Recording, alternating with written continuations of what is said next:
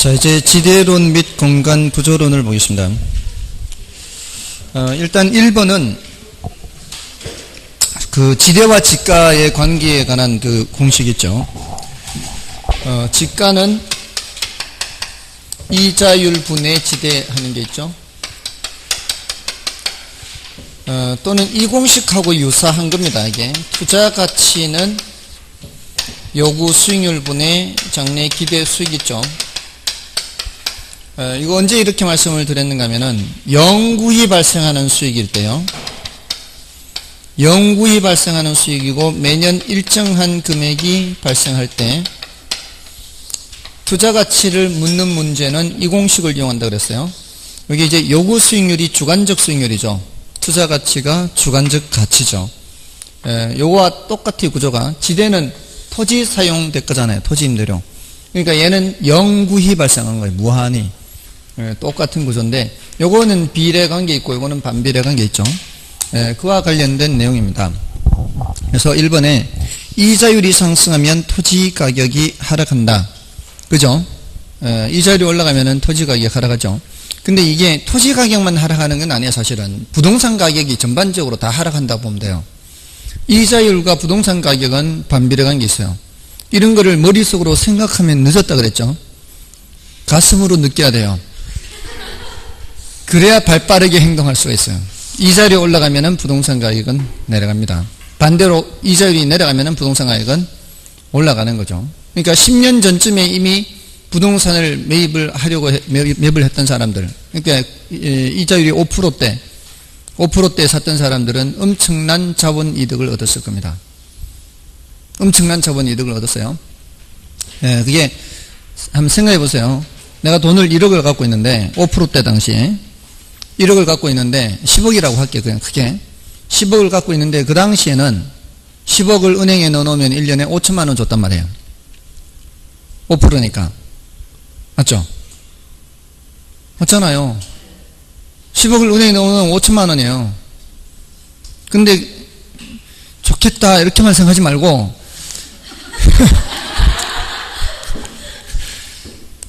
자, 근데 이자율이 자꾸 내려가면은 2%대 떨어졌잖아, 지금. 결국 2%도 안 돼, 지금은.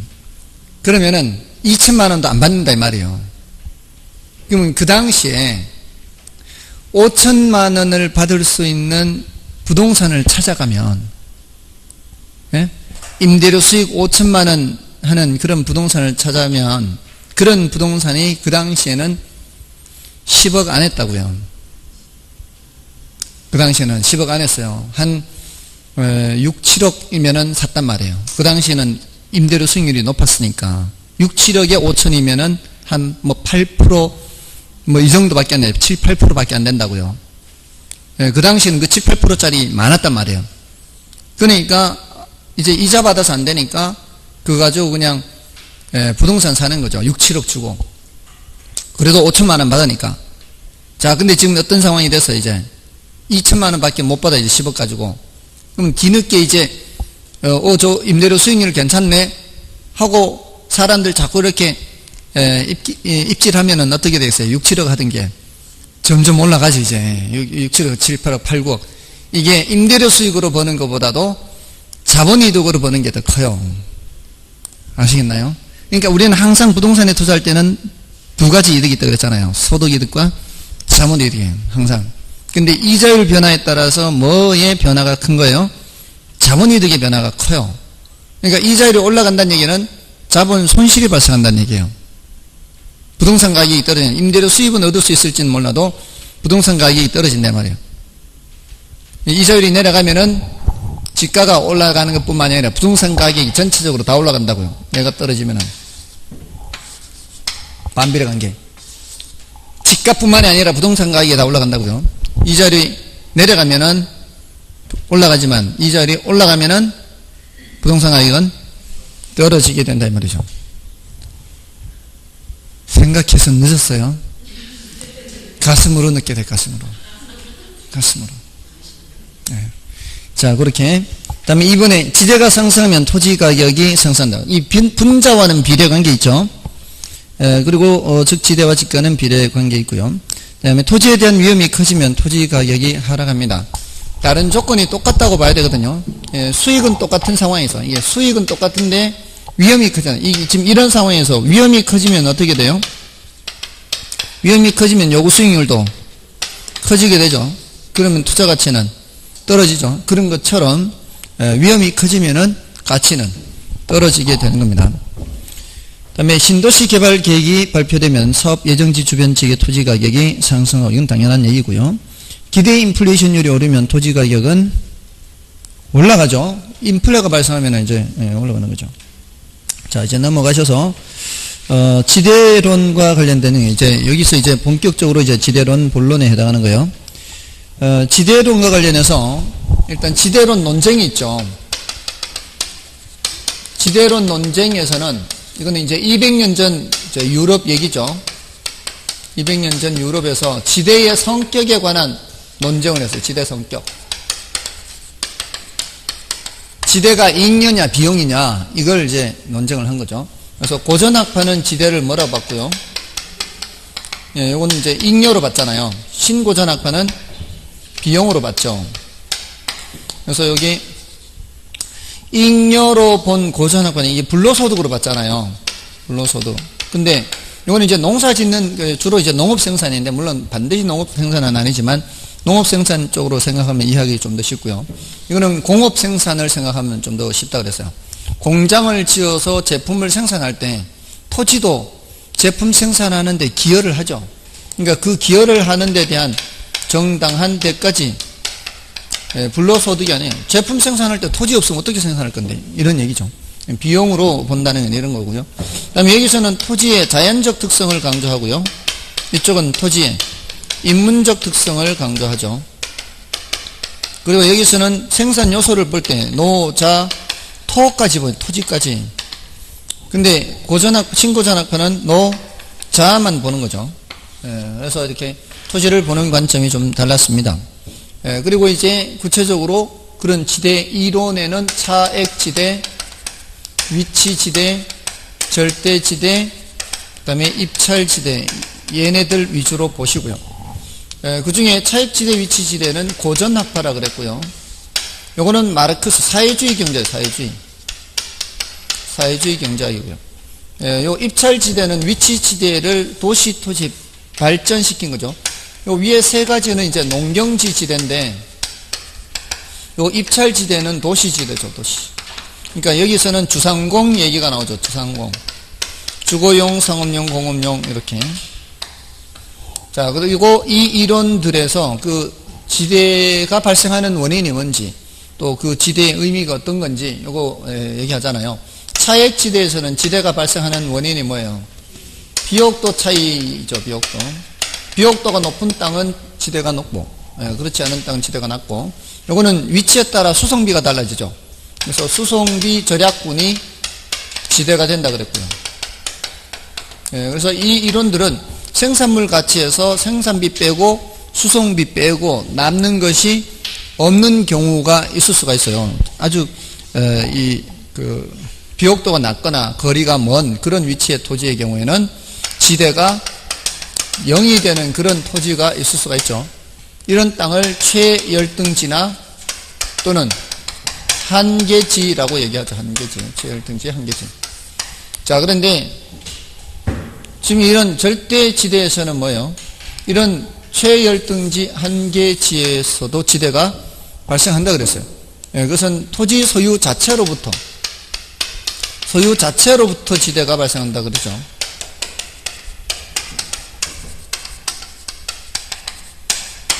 그래서 이런 한계지에도 최열등지에도 지대가 발생한다는 거고, 그 다음에 이 입찰지대는 도시 토지를 경매 붙이는 거죠. 이렇게 사용하려는 사람들한테 경매를 붙였을 때 누가 제일 많이 써내느냐에 따라서 낙찰이 이루어지는 거죠. 그래서 도심으로부터 제일 가까운 곳, 도심으로 가까운 곳은 상업용으로 이용하려는 사람이 제일 많이 써내서 이 사람들이 낙찰을 받고, 그 다음에 이 사람들이 이제 낙찰을 받게 되니까 그 토지에 대해서 그 지불하고자 하는 금액이 가장 높은 사람한테 우선적으로 낙찰이 된다는 얘기잖아요. 입찰지대. 그때 그 입찰지대의 개념이 뭐냐? 입찰지대는 그 토지용자가 지불하고자 하는 최대 지불용이익이다. 이렇게. 최대 지불용이익이다. 이런 것들은 이제 기억을 해야죠. 따로 입찰지대. 그래서 요 최대 지불용이익만큼 실제로 지불을 해버리면 초과이윤이 어떻게 돼요? 남는 것이 없는 거죠. 초과이윤이 0이 되는 수준의 지대를 입찰지대다라고 얘기를 한다 그랬죠. 요 네 가지 위주로 보시고요. 요거 외에 뭐 준지대, 경제지대 이런 게 출제가 된 적은 있는데, 아무튼 난이도가 높아서 그것들은 일단 요걸 위주로 먼저를 정리하는 겁니다. 그래서 2, 3, 4번 중에 2번, 4번 보겠습니다. 자, 2번에 지대 및 지가 이론에 관한 설명이다. 틀린 것은 1번에 지대론에 관한 논쟁은 지대가 토지로부터 생산된 재화의 가격에 영향을 주는 생산비, 즉 비용이냐 아니냐의 핵심을 두고 있다. 요거는 맞는 말이죠. 고전학파는 잉여다. 신고전학파는 비용이다. 이렇게. 그 다음에 고전학파는 토지를 자본과 구별했죠. 노자토에서 따로 토지를 받죠. 그리고 토지의 자연적 특성을 강조하고 지대를 불로소득으로 간주했고요. 그 다음에 신고전학파는 지대가 생산물 가격에 영향을 주는 요소 비용으로 파악하지 않았다. 이게 틀렸죠.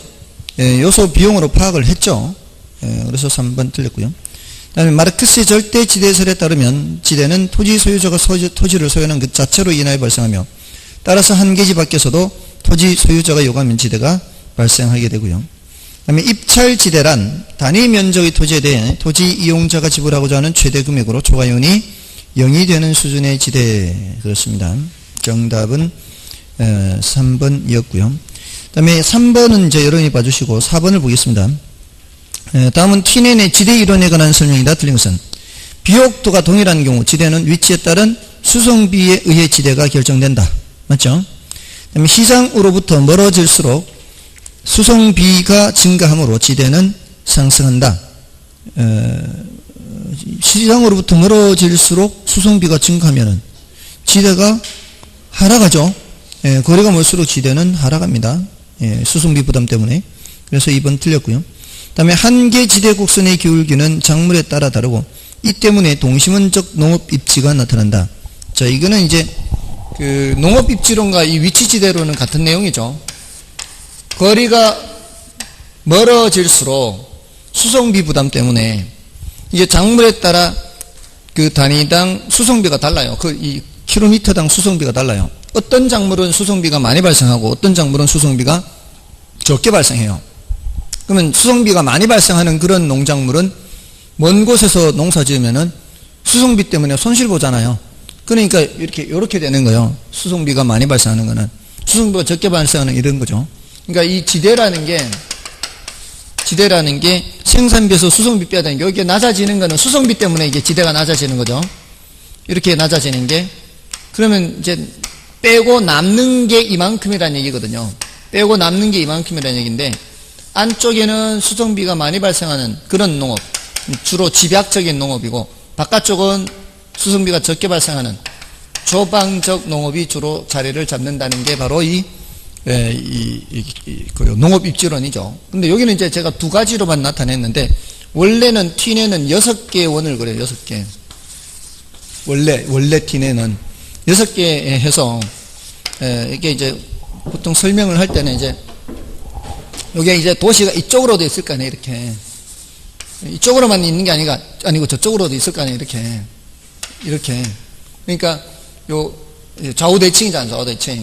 좌우대칭이 이제 면은 여기가 이제 하나의 원이죠. 이렇게 원 이렇게 그렇게 돼서 여기는 어떤 농작물, 여기는 어떤 농작물, 이제 그 위치에 따라 농작물의 종류가 달라진다는 거죠.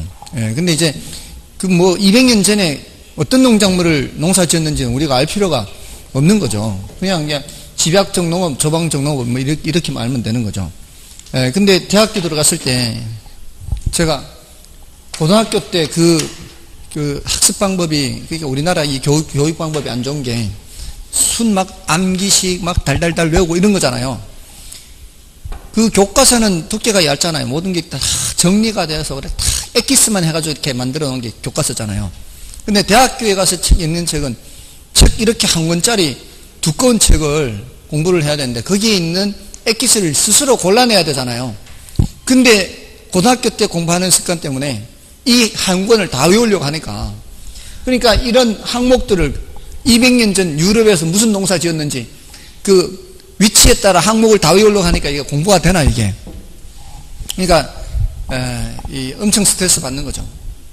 그런 거는 중요한 게 아닌데 그냥 성격, 집약농업은 안쪽에 저방농업 이 정도만 하고 넘어가면 되는 걸 막 귀리 심고 뭐 목축농 뭐 이런 것까지 다 배웠으니까, 그러니까 공부 방법이 잘못된 거죠. 그러니까 1학년 때는 별로 학점이 잘 안 나오는 거죠. 이 공부 방법을 모르는 거예요. 대학교 공부 방법이 고등학교 공부 방법하고 다른데, 그러니까 1학년 때는 점수를 그냥 초저공 비행을 한 거죠.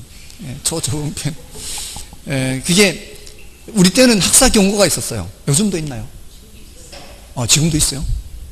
우리 2.0이었는데. 그래요? 2.0이 이제 학사 경고인데 2.0 밑으로 2번 연속 받으면 그때는 제적이었어요. 제적이었는데, 근데 1학기 때 2.06이었어요. 1학점짜리만 한 단계 밑을 받아도 경고였어요. 1학년 1학기 때. 근데도 정신 못 차리고 1학년 2학기 때 2.02였어요. 기록 경신했어요. 경고 직전. 아마 경고장 집으로 날아갔으면 난리 났을 거예요. 다행히 경고장은 안 날아간 거죠. 이거 나중에 학점 세탁하느라고 제가 얼마나 고생했는지. 이거를 학점 세탁하려면 이거 끌어올려야 될 거 아니에요. 끌어올리려면은 이게 4점을 받아도, 평점 4점을 받아도, 올 A를 받아도 겨우 이제 3점 되는 거예요. 3점. 근데 올 A 받기가 쉽나요? 그래서 이걸 결국은 B뿔 정도로 올리긴 올렸어요. 세탁하느라고. 근데 세탁할 때 D-를 먼저 세탁해야 될 거 아니에요. F 직전이잖아요. 이거를 A로 끌어올려야 세탁 효과가 제일 높은 거죠. 제일 높은 거예요.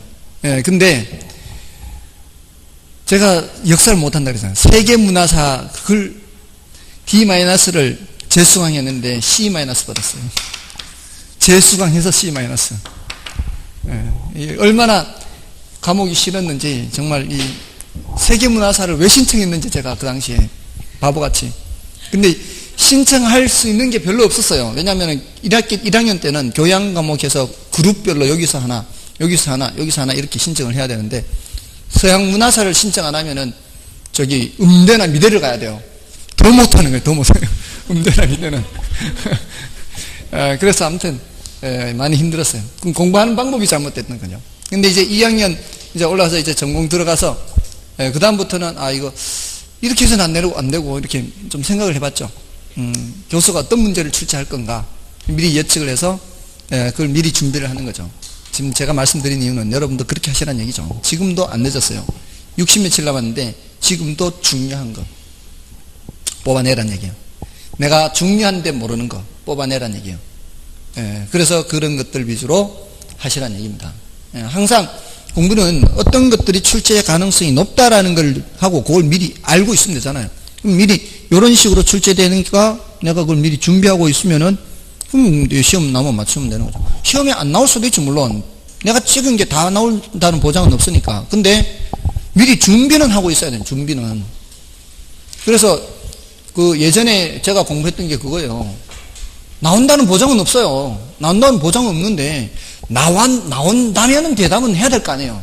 그러니까 나온다면 대답을 하려고 미리 작성을 해놓는 거죠. 그러니까 그 막 비포에 이렇게 쓰잖아요. 이렇게 비포지에다가 그냥 쓰는 건 논술식이니까.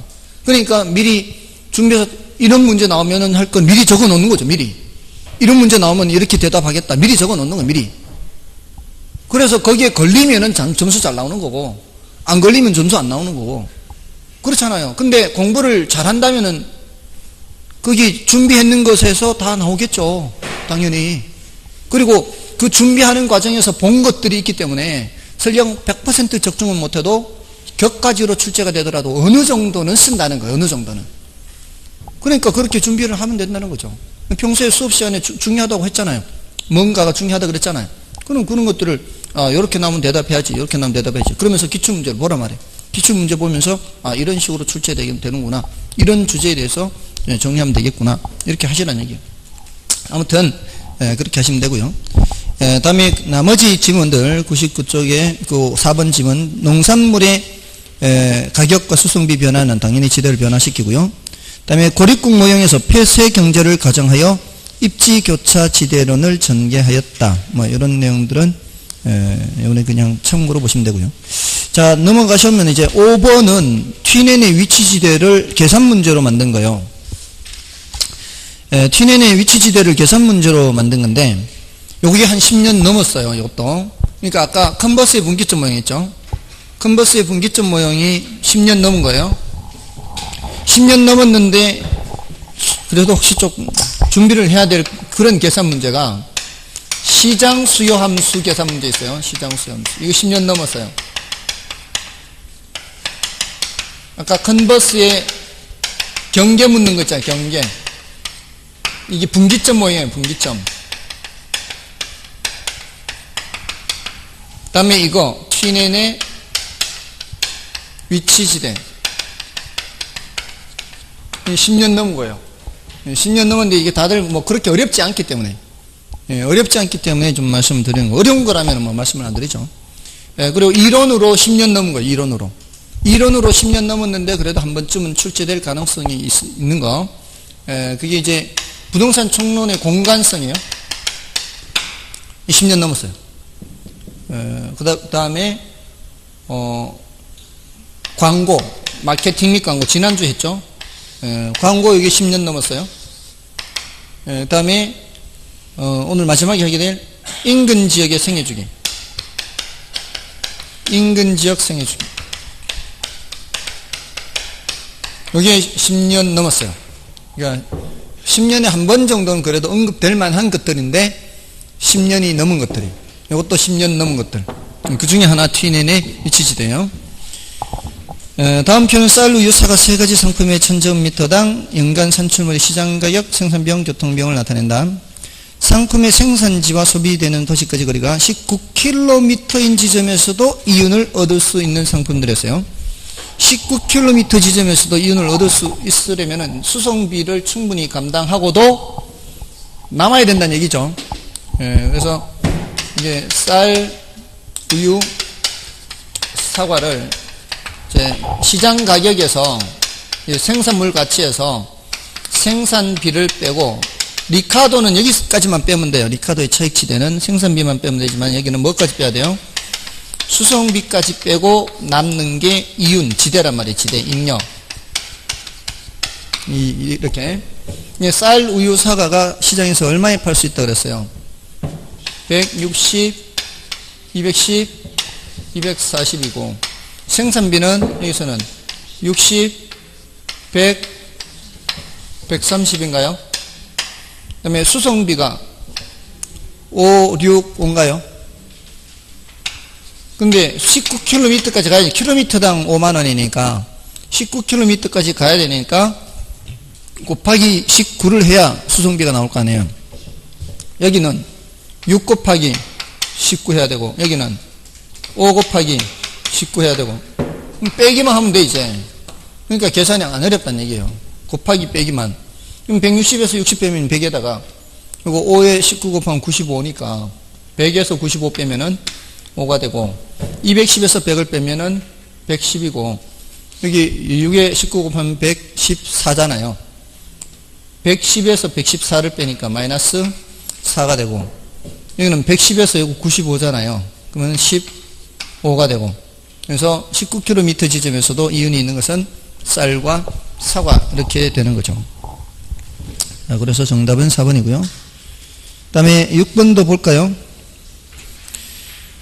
다음은 지대 이론에 대한 설명이다. 틀린 것은 튀넨은 지대 결정이 토지의 비옥도만이 아닌 위치에 따라 달라지는 위치 지대 개념을 통해 현대적인 입지 이론의 기초를 제공했다. 현대적인 입지 이론의 기초. 맞죠? 이게 왜냐면은 차액지대는 비옥도를 강조했잖아요. 근데 위치지대는 이제 비옥도가 아닌 위치를 강조했단 말이에요. 근데 현대적인 토지는 도시토지란, 도시토지용이란 말이에요.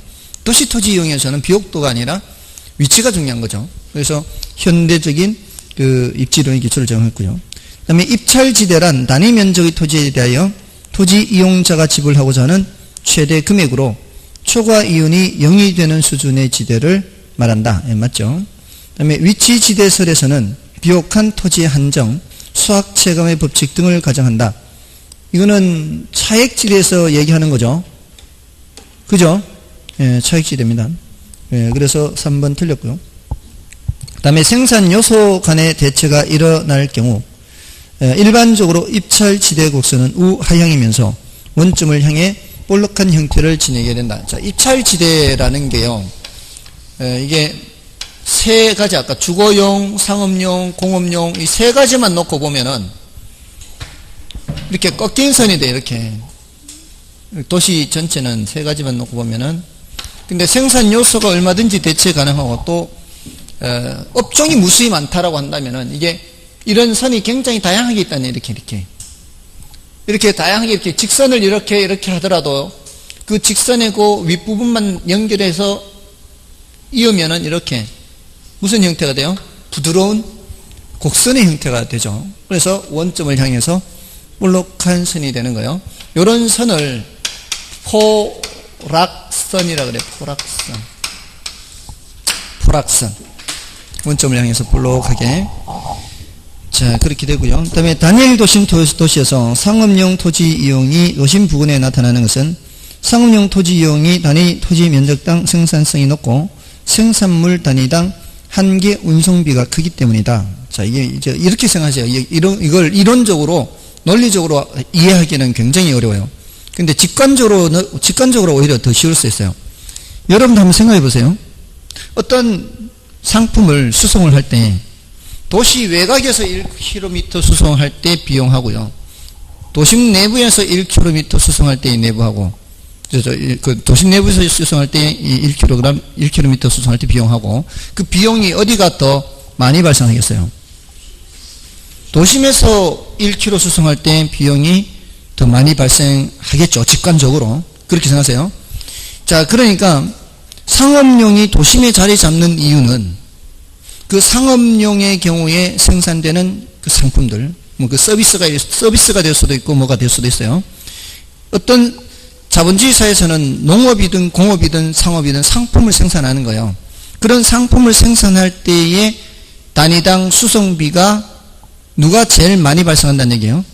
상업용이 제일 많이 발생한다는 얘기예요. 그러니까 그 수송비를 절감시키기 위해서는 그는 안쪽으로 갈 수밖에 없는 거죠. 외곽에서는 상업용의 서비스는 가능한 한 도심 가까이 있어야 그런 수송비가 적게 발생하니까 단위당 한개 운송비가 많은 업종일수록 어느 쪽으로 가까이 가야 되는 거예요.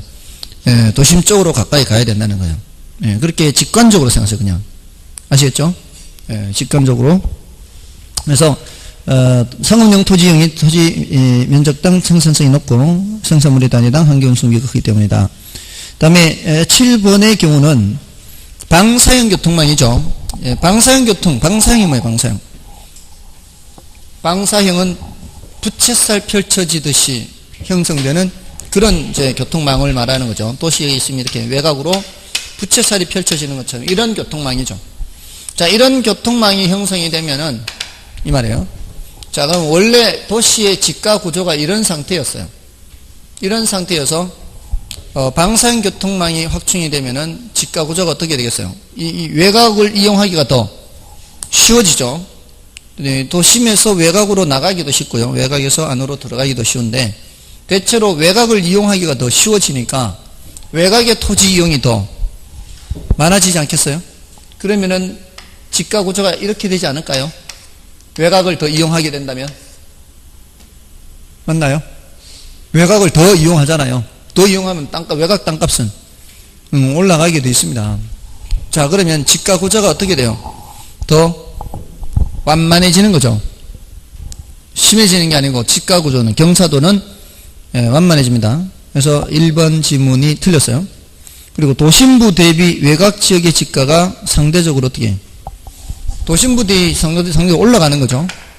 그래서 틀렸고요. 다음에 도심부 토지 이용 밀도가 올라가나요? 상대적으로 바깥으로 나오게 되면 도심 이용 밀도는 내려가겠죠. 다음에 외곽 지역에서의 이용 주체별 단위 토지 사용량 증가. 언뜻 보면 이거 맞는 말 같아요. 조심해야 돼요. 맞는 말 같아요. 자, 근데 일단 도심부 지가의 상대적 하락 5번. 도심부 지가는 상대적으로 내려가는 겁니다. 왜? 외곽이 상대적으로 올라가는 거니까 얘는 상대적으로 내려가는 거예요. 4번이 틀린 말이에요. 왜냐하면 신기하죠? 맞는 말인 것 같은데. 자, 외곽의 땅은 고정돼 있어요? 증가하는 거예요. 외곽의 땅의 면적은 고정돼 있잖아요. 이용하는 사람이 많아지는 거예요. 그러면 1인당 사용량은 어떻게 돼요? 그 주체별. 그 주체별로 사용하는 양은 줄어드는 거죠. 1인당 사용량은 줄어드는 거죠. 사람들이 많이 몰리니까 1인당 사용량은 줄어든다고요. 아시겠죠? 그 소리. 다음에 넘어가셔서요. 다음에 8번, 9번, 자, 이 내용들은 이제 생산요소의 대체성 뭐 이런 내용과 관련되는데, 8번의 생산요소의 대체성이라는 이제 단어를 좀 보겠습니다. 이런 것들도 다 사실은 뭐 10년에 한 번 언급되는 그런 내용들이에요. 그러니까 한 번씩 이렇게 언급하는 것들이에요. 생산요소의 대체성, 생산요소가 뭔지를 알아야 될 거 아니에요. 뭐가 있어요? 노자토가 있죠, 노자토. 어떤 생산요소를 다른 생산요소로 얼마나 바꾸기가 쉽냐, 어렵냐, 이거 얘기하는 게 생산요소의 대체성이에요. 우리는 자본주의 살고 있죠. 자본주의 살고 있기 때문에 자본이 노동을 대체하거나 자본이 토지를 대체해요. 그래서 어떻게 표현을 하는가 하면은 노동에 대한 자본의 대체성, 토지에 대한 자본의 대체성, 이렇게 표현을 해요. 자본이 축적이 되면은 노동을 사용 안 하고 자본을 사용한다고요. 자본이 많아지면은. 그거는 기계화를 생각하면 돼. 기계화. 자본이 축적되면은 토지를 또 대체를 해요. 자본을 더 많이 사용해요. 이 소리는 우리 인간이 토지를 개발해서 뭐 건물 짓고 하는 거는 결국 공간을 확보하기 위한 거거든요. 인간이 이용하기 위한 공간을 확보하기 위해서 뭐가 필요해요? 토지가 필요한데, 똑같은 토지를 이용하더라도 공간을 더 많이 이용하면은 그만큼 토지를 상대적으로 적게 사용하는 거예요. 토지를 적게 사용하고 자본을 많이 사용하는 거예요. 이게 바로 토지를 대체한다라고 할 수 있어요. 똑같은 토지를 써도 층수를 많이 올릴수록 한 층당 토지 사용량은 적잖아요. 그러니까 아파트가 고층화 될수록 대지권은 작아지잖아요. 토지를 덜 쓴다는 얘기예요. 그게 바로 뭐예요? 토지를 대체한다는 얘기예요. 위로 올라갈수록 토지가 대체되는 거예요. 토지 사용량이 줄어드니까 대지권이 작아지니까. 됐나요? 그거는 뭐라고 표현한다고요? 토지에 대한 자본의 대체성, 이렇게 얘기한다고요. 자, 그럼 이런 대체성이 높냐 낮냐, 이것은 얼마나 쉽게 대체할 수 있느냐 없느냐, 이렇게 얘기를 해요. 1차 산업, 2차 산업, 3차 산업 이렇게 하면은 어느 쪽으로 갈수록 대체성이 높아요? 3차 산업으로 갈수록 토지에 대한 자본의 대체성이 높아요. 이 소리는 고층화, 층수가 높아진다, 토지에 대한 자본의 대체성이 높아진다, 이거하고 똑같은 얘기예요. 됐나요? 그래서 3차 산업으로 갈수록 토지에 대한 자본의 대체성이 높다. 그럼 도심으로 갈수록 높은 거는 뭐로 해석을 할 수 있는가 하면은, 물론 3차 산업이기 때문에 안으로 들어가는 것도 있고요. 또 생산 요소 가격에 따라서도 달라지기 때문에 그래요. 산업의 종류에 따라서도 달라질 수 있지만 생산 요소 가격에 따라서도 달라져요. 예를 들어 노동 가격이 올라가면 어떻게 해요? 노동을 더 써요, 덜 써요? 노동 가격이 올라가면 노동을 덜 써야 되겠죠. 지금 최저임금 올리니까 사람들이 안 쓰잖아요. 그리고 뭐 막 셀프 많잖아요. 셀프. 저기 가면은 식당에 가면 셀프 많잖아요. 사람 안 쓰려고 하는 거 아니에요. 그리고 저기 대전의 학원에 옆에 1층에 커피집이 한 사람만 있어요. 직원 한 사람만. 주문 넣고 하는 게 전부 다 자판기로 해요. 자판기로 다 주문 넣고, 그 사람은 이제 직원 한 사람은 이제 머리 바리스타가, 그 사람은 그냥 주문 들어오면 그것만 계속 그냥 내만 주면 돼요. 그러니까 인건비가 한 사람밖에 안 되는 한 사람. 그럼 기계가 다 하는 거죠. 그러니까 인건비 부담이 적으니까 가격이 싸요. 800원이에요, 한 잔에. 한 잔에 800원. 뭐, 그거 마시러 몇천 원 주고 가서 마시려고?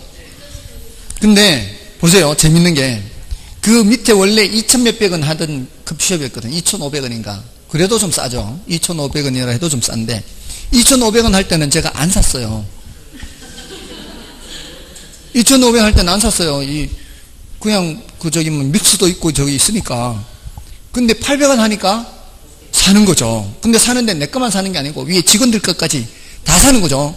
그럼 한번 살 때마다 4,000~5,000원이에요.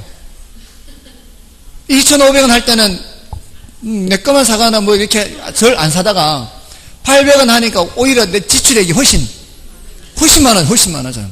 매주 사, 매주. 그러니까 한 달에 한 번도 안 사던 거를 매주 4,000원, 5,000원씩 사는 거죠. 이게 바로 뭐예요? 탄력성이 1보다 큰 거죠. 제가 환장하게 행동한 거죠. 탄력성이 1보다 클 때는 가격을 낮추면은 판매 수입이 증가한다. 요거란 말이에요, 요거. 제가 탄력성이 1보다 크게 행동하는 거다, 이 말이에요. 됐나요? 예, 아무튼, 뭐를 안 쓰는 거예요. 이 인건비가 올라가니까, 노동 가격이 올라가니까 노동을 안 쓰고, 뭐를 더 많이 쓰는 거예요? 자본, 기계를 더 많이 쓰는 거예요. 그러니까 생산 요소 가격이 올라가면 그거는 안 쓰는 거예요. 그러니까, 이 생산 요소의 대체성은 산업의 종류에 따라서도 달라지지만 생산 요소 가격에 따라서도 달라진다. 그렇죠? 사람 많은 곳은 노동 가격이 싸겠어요? 노동 가격이 비싸겠어요? 노동 가격이 싸겠죠? 그럴 때는 뭐가 대접받는 거예요? 자본이 대접받는 거예요. 그러니까 자본 갖고 있는 사람은 사람 많은 곳에 가야 돈 벌어요. 돈이 부족한 곳이니까 돈이 대접받는다고요. 근데 돈 많은 곳에는 누가 부족해요? 사람이 부족하죠. 그러니까 그런 곳에는 노동이 가야 대접받는 거예요. 내가 갖고 있는 게 몸뚱아리밖에 없는 사람이라면 돈 많은 동네 빨리 가야 돼요. 거기 가면은 인건비가 시간당 인건비가 더 세요. 그러니까 울산, 거제 이런 곳은 예전에, 지금 조금 안 좋지만 그런 곳은 최저임금 하기 전에도 거기는 임금이 셌어요. 허드렛 일을 해도 셌어요. 거기는 강아지도 10,000원짜리 물고 다닌다 그랬잖아요. 그러니까 대접받는 곳에 가려면은 귀한 것을 내가 갖고 있어야 돼요. 귀한 걸. 그러니까 내가 노동을 갖고 있으면은 자본 많은 데 가야 되고, 내가 자본을 갖고 있으면 노동이 많은 곳을 가야 돼요. 여자는 남자 많은 데 가야 되고, 남자는 여자 많은 데 가야 돼요. 그래야 대접을 받는 거예요. 자, 아무튼 그런 얘기예요. 자, 그래서 그 8번에 1번에 보시면 토지에 대한 자본의 결합 비율은 도심에 가까울수록 높고 외곽으로 갈수록 낮아지고요. 그리고 이 생산요소의 대체성 이론은 도심에서 토지의 집약적으로 이루어지고 외곽에서는 조방적으로 이루어지는 것을 설명해 줄 수 있죠. 다음에 이제 3번은 좀 어려운 내용인데요. 일정 양의 재화를 생산하기 위한 토지와 자본의 대체 관계는 우하향하는 지수곡선으로 나타난다. 이거는 이제 좀 어려워요. 한번 시험에 언급되는 게 있는데 이런 거는 이제 참고로 알아두세요. 예, 이거는 이제 경제학의 등량곡선을 말하는 건데요. 여기 이제 자본과 노동을 투입을 해서 쌀을 생산을 하는데 자본 10개에 노동 1개를 투입해서 쌀 10마를 생산을 해요. 사람 한 사람을 더 투입하면은 똑같은 자본이라면 더 많은 양을 생산하겠죠.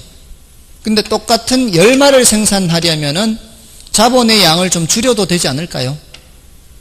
자본의 양을 줄여도 10말 생산할 수 있겠죠. 그죠? 여기는 성능 좋은 기계, 여기는 성능이 좀 덜 좋은 기계, 이렇게 생각하시면 돼요.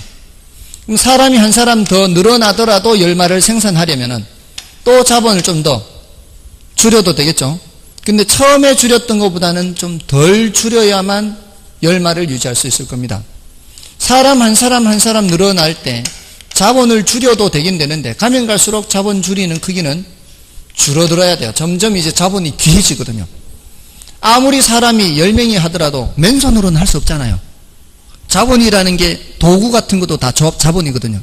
이게 성능 좋은 자동화 기계, 그 다음에 뭐 삽, 호미 뭐 이런 식으로 이런 이 똑같은 열마를 생산하더라도 이렇게 된다는 거예요. 이렇게 여기도 열말, 여기도 열말, 여기도 열말, 다 열말. 이렇게 해서 자본이라는 게 그만큼 귀해지는 거죠. 점점 가면 갈수록. 그래서 원점을 향해서 이렇게 볼록한 형태가 되는 거예요. 아까 저쪽 원점을 향해서 볼록한 것처럼 요 얘기예요. 일정 양의 재화를 생산하기 위한 토지와 자본의 대체 관계는 우하향하는 지수곡선. 이게 우하향하는 지수곡선이에요.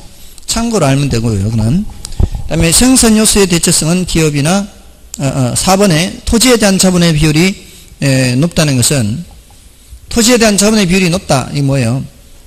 그만큼 토지에 대한 자본의 대체성이 크다는 거죠. 크다는 토지에 대한 자본의 비율이 높다는 것은. 그래서 4번 틀렸고요. 5번의 생산 요소의 대체성은 기업이나 산업의 종류뿐만 아니라 생산 요소 가격에 의해서도 달라지죠. 됐나요? 대체로 1차 산업은 토지에 대한 자본의 대체성이 좀 낮죠. 2차 산업은 이거보다 높고요. 3차 산업은 더 높고. 대체로 건물의 층수만 봐도 1차 산업의 건물들의 높이는 낮잖아요. 아니 뭐 건물이 없죠. 이제 땅이니까. 이거는 2차 산업은 아파트형 공장 있잖아요. 아파트형 공장. 이제 3차 산업은 굉장히 고층화되잖아요. 그죠? 근데 이제는 점점 1차 산업에도 토지가 지금 대체되고 있어요. 수험생분 중에 인삼을 재배하는 사람이 있어요. 인삼을 재배하는데 건물에서 재배해요. 건물에서. 적정 온도와 적정 습도 해가지고 이렇게 공장식으로.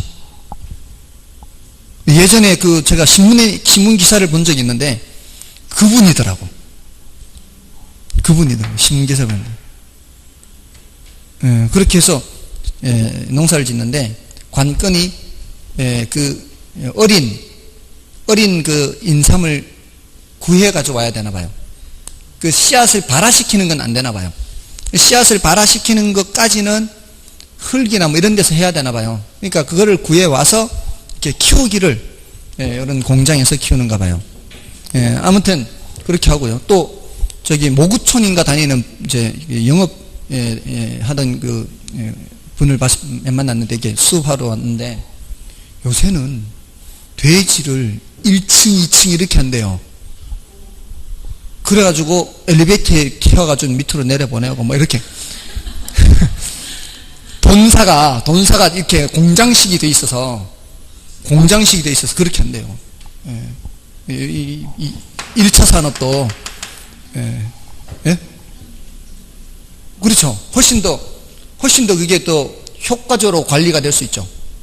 이렇게 옆으로 펼쳐진 것보다는 위로 이렇게 하는 것이 좁은 공간에서 가장 효율적으로 이 자본주의의 저게 들어가 있는 거죠. 이게 그렇대요. 그리고 이게 이 공간이 엉덩이도 못 틀 정도 공간이래요. 방향을 못 틀 정도. 너무하죠. 그러니까 이 동물 복지를 생각한다면은 우리가 어쩌면 우리가 그런 돼지고기 먹는 거예요. 항생제 많이 주고 이렇게. 왜냐면 병에 안 걸려야 되니까, 이렇게 스트레스 받으니까 병에 걸리니까 항생제 많이 먹이잖아요. 그러니까, 그걸 아는 사람은 돼지고기 잘 안 먹는데, 자기가 계속 항생제 놔주고 이런 사람들. 닭도 마찬가지잖아요. 닭도 그냥 그 케이지 속에 이렇게 해가지고 그냥 먹고 알랐고 계속, 움직이지도 못하고. 그래서 요즘은 이제, 그러니까 조류독감 나오면 그냥 다 병 걸리는 거잖아요. 자연 상태에서는 그렇게까지 많이 걸리는 건 아니라고 하는데 그렇잖아요. 철새에 의해서 날아와서 이렇게 조류독감 걸렸으면 철새들 다 죽어야 될 거 아니에요. 철새들 다 안 죽잖아요. 이거는 그만큼 자연적으로 자라는 것이 면역력이 높다는 거죠. 그래서 지금 요즘은 그런 데가 있나 봐요. 그러니까 친환경적으로 해서 이렇게 약간 이렇게 풀어놓고 방사해가서 이렇게 하는 데가 있나 봐요. 대신 달걀값이 비싸대요. 한 알에 뭐 600원인가 뭐. 한 알에. 근데 아무튼 그렇대요. 자, 그거 이제 8번은 그렇고요. 9번은 이제 여러분이 오시고, 10번부터는 이제 도시 내부 구조 이론이거든요. 요거는 좀 쉬고 하겠습니다.